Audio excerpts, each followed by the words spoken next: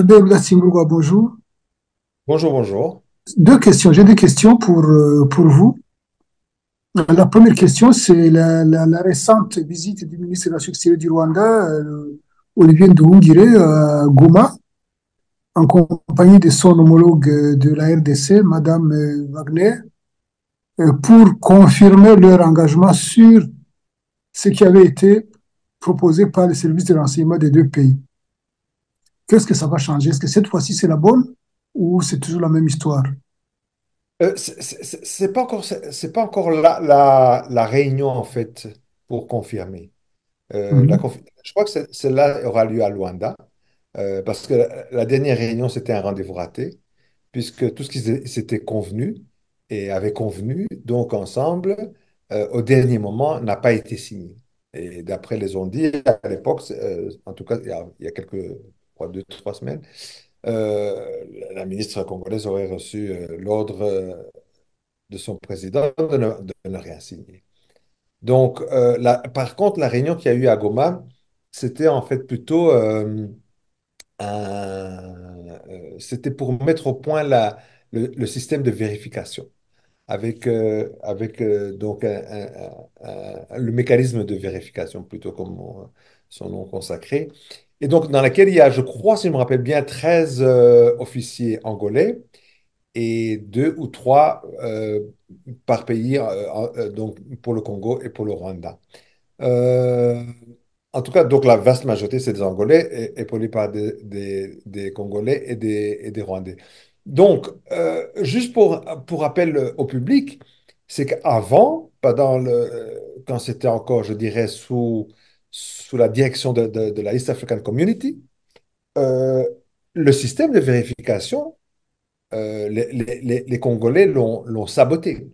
Ça veut dire que les Rwandais ont dû dire, bon, si c'est comme ça, on quitte parce qu'ils étaient mis en danger tout le temps, alors qu'ils étaient là-bas. Donc, normalement, ils doivent être protégés, ils doivent pouvoir faire leur boulot, mais ils étaient tout le temps mis en danger. Donc, on leur a fait comprendre à ce moment-là que mieux valait partir. Et donc, le Rwanda est parti.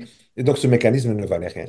Aujourd'hui, la vraie question, est-ce que la réunion qui va suivre maintenant, qui devrait être la signature entre les deux pays, de tout le processus du mécanisme de vérification, est-ce que ça va être signé par Kinshasa? Parce qu'encore une fois, rappelons-le au public, c'est que il s'engage, mais en fait, n'aboutit jamais, n'accouche jamais en fait de la solution.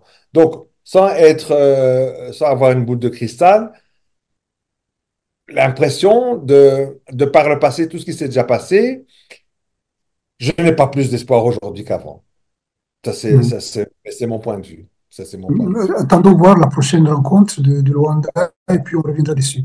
Alors, vous venez de publier un tweet dans lequel on voit le président de l'Assemblée nationale, j'imagine, en RDC, penser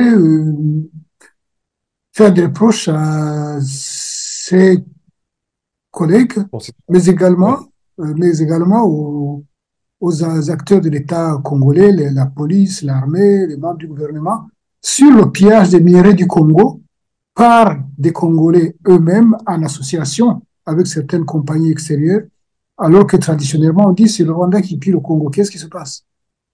En fait, c'est très intéressant la façon dont vous le présentez parce que c'est ça, à l'intérieur, entre eux, quand ils sont biso na biso, comme ils disent, entre nous, Les yeux ils dans le les yeux. savent.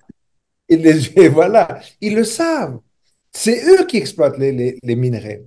C'est eux, ça veut dire qu'au départ, c'était même des groupes armés qui avaient qui étaient, je dirais, qui avaient des politiciens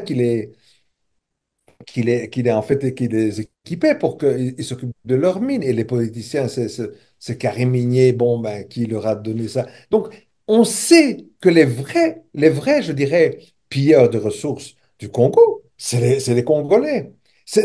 Et là, effectivement, je pose ce tweet, et c'est un extrait. C'est une conversation en public, bien entendu. Ça veut dire qu'ils ne s'en cachent même pas. Ils ne s'en cachent même pas. C'est pour ça que la vraie question, qu'il faut se poser. Pourquoi? Pourquoi en Occident et spécialement les États-Unis continuent à forger un narratif qui n'existe pas et qui entraîne là-dedans le Rwanda, alors que le Rwanda, je veux dire, c'est tellement irrationnel chaque fois cette approche vis-à-vis du Rwanda. Le Rwanda a tellement investi dans son propre développement, dans les infrastructures, dans les gens, dans un tourisme de haut standing, des rencontres internationales. Le Rwanda, et surtout, il produit maintenant des choses aussi au Rwanda. Donc, ils veulent pouvoir exporter, pouvoir importer. Donc, je veux dire, tout ce qui est contradictoire, c'est de dire que le Rwanda veut la guerre avec des voisins. Mais il n'y a aucune rationalité là-dedans. Le dernier qui voudrait qu'il y ait un problème, qu'il y ait des troubles aux frontières, c'est bien le Rwanda. Surtout que, je veux dire, le Rwanda et le Burundi, ce sont des pays à, je dirais, à taille humaine. Ils n'ont pas été créés par les colons. Donc, je veux dire, c'est pas que c'est. Je veux dire, au Congo, il se passe des tonnes de choses que le monde entier n'a aucune idée de ce qui se passe là-bas, tellement le pays est vaste. Donc, eux qu'il y ait des, des guerres ou pas, personne, personne sera en fait. Mais au Rwanda, non. Donc, ce que dit le président de l'Assemblée nationale, euh, il, il ne s'en cache pas, il le dit publiquement. Et donc, tout le monde le sait. Les chancelleries occidentales qui sont à Kinshasa, ils le savent. Donc, la vraie question, pourquoi ce narratif sur l'Est du Congo, qui est toujours le même et qui, en 30 ans, n'a fait qu'enfoncer le Congo dans une abîme encore plus profonde?